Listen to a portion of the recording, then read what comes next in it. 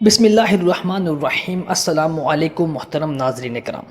اللہ تعالیٰ کے برگزیدہ بندوں اور اس کے پیغمبروں کا یہ شیوہ ہے کہ جب کوئی بھی انہیں مقابلے کے لیے للکارے تو یہ ان کی شان کے خلاف ہے کہ وہ اس کے مقابلے سے انکار کریں۔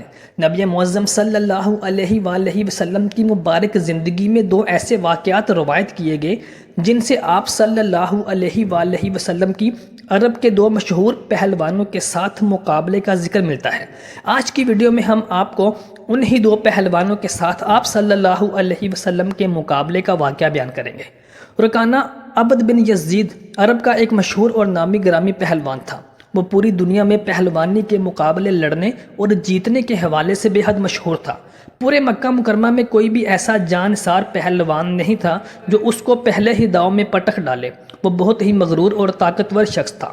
نبی کریم صلی اللہ علیہ وسلم نے جب اعلان نبوت بلند کیا تو مشرکین مکہ آپ صلی اللہ علیہ وسلم کے بے حد خلاف ہو گئے اور آپ پر ظلم و زیادتی کے پہاڑ توڑنے لگے۔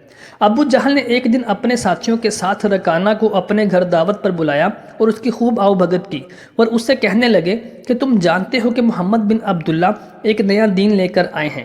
ہم چاہتے ہیں کہ تم ان کو مقابلے کے لیے للکارو اور ان کو شکست فاش دے دو تاکہ محمد صلی اللہ علیہ وسلم کو نعوذ باللہ شکست دے کر مسلمانوں کے سر جھکا دیے جائیں۔ رکانہ نے جب یہ بات سنی تو وہ غصے سے آگ بگولا ہو گیا اور کہنے لگا کہ میں کبھی بھی ایسا کام نہیں کروں گا جس سے پورے عرب میں میری توہین ہو۔ میرے نام سے بڑے بڑے پہلوان ڈرتے اور کانپتے ہیں اور تم چاہتے ہو کہ میں ایک نوجوان بچے کے ساتھ مقابلہ کروں جس نے کبھی آج تک کشتی لڑی ہی نہیں۔ ایسا ممکن نہیں۔ رکانہ ابو جہل اور اس کے ساتھیوں کو برا بھلا کہتا ہوا وہاں سے چلا گیا۔ محترم دوستو، آپ جانتے ہیں کہ نبی معظم صلی اللہ علیہ وآلہ وسلم کے خلاف مشرکین مکہ ہی نہیں بلکہ یہودیوں کی بھی ایک جماعت تھی جو آپ صلی اللہ علیہ وسلم کے سخت خلاف اور آپ صلی اللہ علیہ وسلم کو شہید کرنا چاہتی تھی۔ یہودیوں نے ایک سازش تیار کی۔ انہوں نے ایک حسین و جمیل لڑکی کو رکانہ کے پاس بھیجا۔ رکانہ وحشی تھا۔ اس نے جب حسین و جمیل لڑکی کو اپنی طرف مائل ہوتے ہوئے دیکھا تو اس سے کہنے لگا کہ تم میرے خوبصورت جسم اور میری طاقت سے متاثر ہو۔ اس نے کہا ہاں ضرور، مگر تم محمد سے ڈرتے ہو اس لیے تم نے ان کو مقابلے کے لیے نہیں للکارا۔ اگر تم محمد کو شکست فاش دے دو تو میں تمہیں اپنا جسم انعام کے طور پہ دوں گی۔ رکانہ نے یہ سنا تو فوراً آپ صلی اللہ علیہ وسلم کی بارگاہ اقدس میں حاضر ہوا اور کہنے لگا محمد، آپ صادق اور امین ہیں اور ایک نیک انسان ہیں۔ میں آپ کو اپنے ساتھ مقابلے کی دعوت دیتا ہوں، لیکن یہ دعوت دشمنی کے طور پہ نہیں ہوگی بلکہ ایک چچا اور بھتیجے کی آپس میں کشتی ہوگی۔ اگر تم مجھ کو پچھاڑنے میں کامیاب ہوگے تو میں تمہیں نبی مان لوں گا اور تمہارا کلمہ پڑھ لوں گا، اور اگر تم ناکام ہوئے تو تم خود کو نبی کہلوانے سے اور ایک خدا کو ماننے سے انکار کرو گے۔ نبی کریم صلی اللہ علیہ وسلم نے اس کے ساتھ مقابلے کے اس چیلنج کو قبول کیا اور مقررہ دن پر آپ صلی اللہ علیہ وسلم اکھاڑے کی طرف چل دیے۔ یہودی اور مشرکین مکہ گروہ در گروہ اس مقابلے کو دیکھنے کے لیے اکھاڑے کے پاس جمع ہو گئے۔ مسلمان تعداد میں بہت کم تھے، اس لیے مسلمانوں نے اپنے ساتھ تلواریں، نیزے اور برچھیاں لے لیں تاکہ اگر مشرکین مکہ یا یہودیوں میں سے کسی نے آپ صلی اللہ علیہ وسلم کو نقصان پہنچانے کی کوشش کی تو ان کا مقابلہ کیا جا سکے۔ نبی کریم صلی اللہ علیہ وسلم اور رکانہ پہلوان آمنے سامنے ہوئے تو آپ صلی اللہ علیہ وسلم نے پلک جھپکتے ہی رکانہ کو زیر کر لیا اور اس کو زمین پر پٹخ دیا۔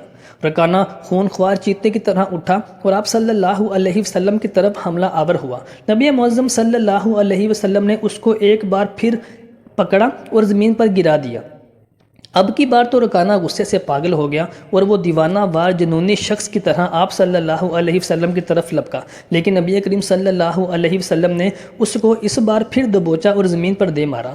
3 بار زمین پر پٹخنے کی وجہ سے اس میں اٹھنے کی ہمت نہ رہی تو بڑی مشکل سے اٹھا اور اکھاڑے میں سے واپس جانے لگا تو آپ صلی اللہ علیہ وسلم نے اس کو للکار کر کہا رکانہ، اپنا وعدہ یاد کرو اور اسی مجمع میں اعلان کرو کہ تم دین اسلام کو قبول کرتے ہو۔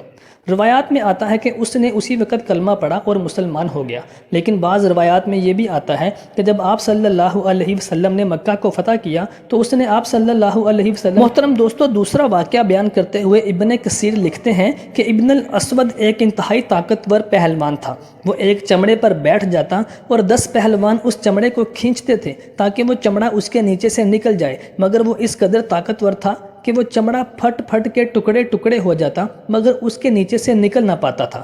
اس نے بھی بارگاہ اقدس میں یہ چیلنج کیا کہ اگر آپ صلی اللہ علیہ وسلم مجھے دنگل میں پچھاڑ دیں تو میں مسلمان ہو جاؤں گا۔ نبی کریم صلی اللہ علیہ وسلم نے اس کا بھی چیلنج قبول کیا اور اس کو بھی بالکل رکانہ کی طرح پہلے ہی داؤ میں زمین پر پٹخ دیا۔ پہلی بار میں ہی زمین پر گرتے ہی وہ آپ صلی اللہ علیہ وسلم کے قدموں میں گر گیا اور دین اسلام کا کلمہ پڑھ لیا۔